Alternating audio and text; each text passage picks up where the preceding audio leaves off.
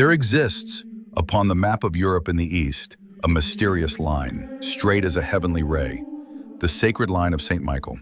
7 sanctuaries dedicated to the Prince of the Heavenly Host are aligned, as if the very sword of the Archangel had traced its path across mountains, seas, and deserts.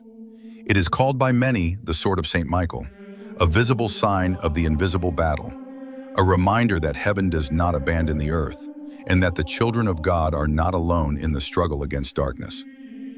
In the Susa Valley, among the snow-capped mountains of Piedmont, rises a rock that seems to touch the heavens, Mount Pirchiriano. There, since the 10th century, the imposing Sacra di San Michele has dominated the horizon. According to tradition, around the year 983, the nobleman Hugh of Montboissier, a French knight, sought penance for his past life. Guided by Providence, he withdrew to the mountain with the purpose of building a monastery dedicated to the Archangel. But legend tells something deeper. Before the works began, a heavenly sign appeared. Workers and monks saw an intense light over the summit, and in its center, St. Michael stood in shining armor, sword raised, indicating the exact place where the church was to be built.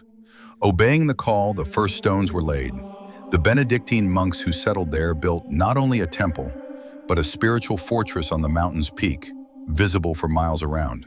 For centuries, the Sacra di San Michele became a stopping point for pilgrims traveling to Rome and Santiago de Compostela. Here, before continuing their journey, they found rest, prayer, and the silent protection of the Archangel. Its monumental architecture, with walls that seem to grow out of the rock itself, symbolizes the church, founded upon Christ, lifted toward heaven, and guarded by the Prince of the Heavenly Host. When the fog covers the mount and the sound of the bells echoes through the valleys, it is as if St. Michael still keeps watch from the heights, repeating his eternal cry, "Who is like God?"